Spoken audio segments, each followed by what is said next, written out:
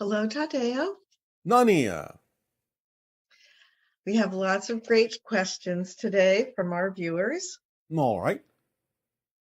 The first one has to do with the James Webb Telescope, despite locating 6 galaxies that NASA says shouldn't exist.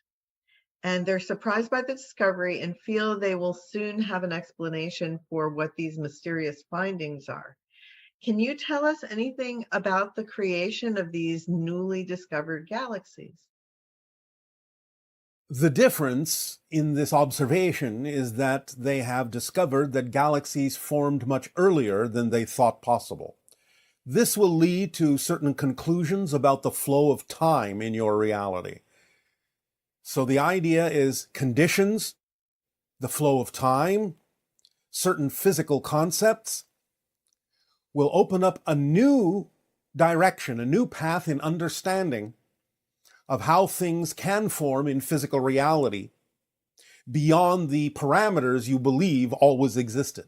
That there is more fluctuation in existence in physical reality, in the creation of different attributes, different elements, that the flow of time is not always even, and it might even be representative, if they look deeply enough, into the idea of the penetration into one reality of a parallel reality.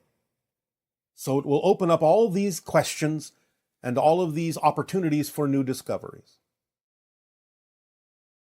Great. Also, with commercial space travel being now presented by several people, and it's creating like a whole new frontier in terms of travel and everything. Can these be people who are offering this start making claims to owning the planets? And how would the ETs respond to that idea? Well, first of all, your own laws, to some degree, prevent people from making claims of other planets.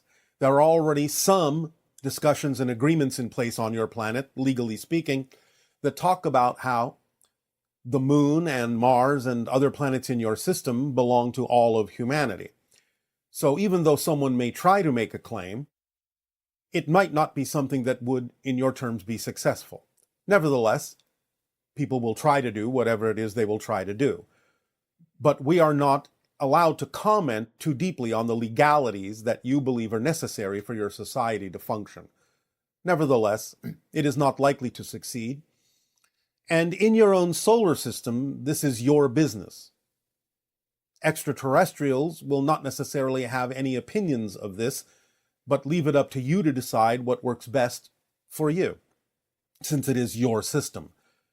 If you're talking about the idea of making claims on extrasolar planets, then no. First of all, of course, you may find that many of them are already occupied. But again, these things will unfold as you develop more ability to reach out into space and, with our assistance, reach the stars.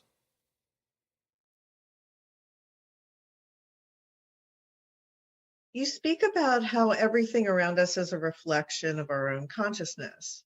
And this individual is saying they struggle to understand whether or not people exist outside of their own consciousness.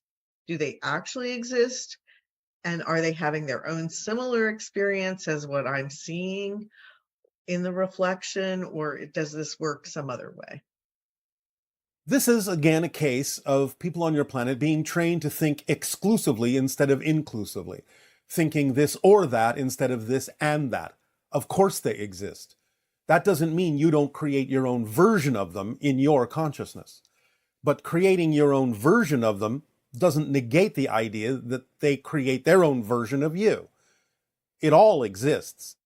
But because of the nature of physical reality and how you choose to perceive things, you have to create your version of them. So what they are experiencing may not be absolutely, completely identical to what you're experiencing.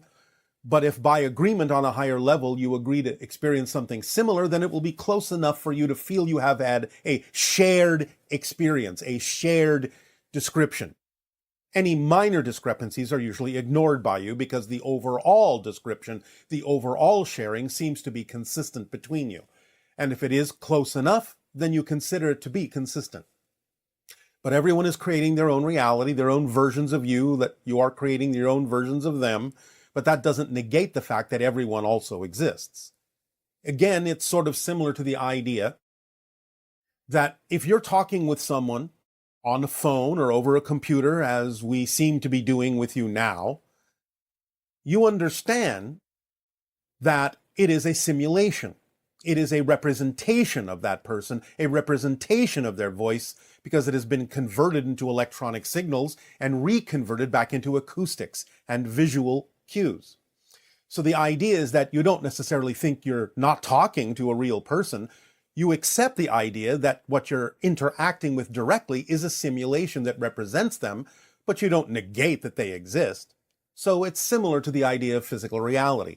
You're creating your simulation, your representation of them, but that doesn't mean they don't exist, because they're doing the same thing with you. You are exchanging on a higher level, making agreements as to what you shall call common reality, what you shall call a shared experience. And therefore, you do have slight differences in your experiences, or sometimes even great differences in your experience. But again, none of that means that these beings don't exist. And how does the idea of reflection, it being that person being a reflection of oneself? Well, it's a matter of degree. Not everything is a one-to-one reflection. The issues one person has don't necessarily mean you have all those issues too. But it is a reflection in the sense that there's a reason why you're experiencing that person in your life, your version of them. What does your version of them contain? Anything that you need that's relevant for you, based on what it is they are seeking to understand about themselves. So just because a person is in your life, and they may have certain issues or certain things they are examining or exploring or investigating within themselves, doesn't necessarily mean that it's a one-to-one identical reflection. It may be simply that they're in your life because you get to help them with something. Or perhaps the reflection you've created of them that you're seeing helps you get in touch with something you're working on simultaneously. It's a dance, it's an orchestration. What you need will be in your reflection, what they need will be in their reflection. But you have made an agreement that there is something you can each give to each other, share with each other, that can help you both, especially if you are aware that that's what's happening. This is why we say all relationships are for the purpose of everyone in the relationship helping all the others in the relationship become more and more of who they are. It gives you an opportunity to decide whether or not what they are saying or what they are doing or what they are investigating within themselves or with you is relevant for you, or whether you are helping them with something that's more relevant for them. It's a matter of degree, and it's a matter of perception, and it's a matter of willingness to take whatever works for you out of the relationship, while they also have the duty to accept whatever's relevant for them out of the relationship. So again, it's a dance, it's an orchestration. And this person wants to know if existence can kill itself. Can it delete itself from existence? No, because that's its quality. As we have said, non-existence, the definition of non-existence is that which does not exist. There is no room in non-existence for that which does exist. Non-existence, to be poetic, is already full of all the things that will never exist. There is no room in there for something that does exist. Existence is a fundamental quality. It cannot change on that level. It doesn't become non-existent. It cannot annihilate itself to that degree. It can change form.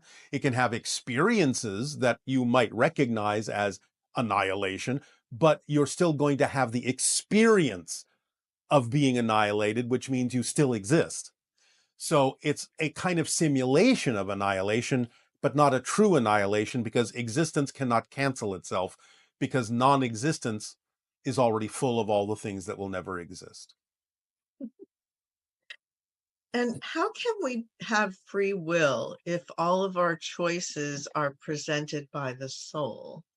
The choices are presented, but what you do with those choices is the product of your free will, how you relate to them, how you engage with them, whether you ignore them, whether you accept them.